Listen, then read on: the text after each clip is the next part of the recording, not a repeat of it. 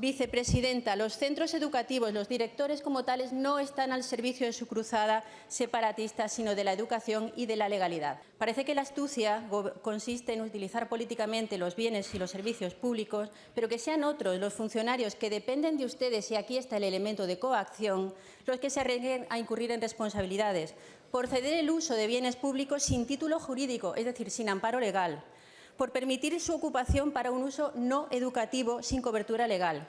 ¿Quién responderá por la custodia de estos edificios y de la información de los datos de carácter personal y académico?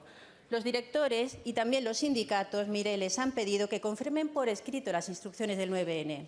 ¿Por qué no se atreve la consejera Rigau si todo es legal?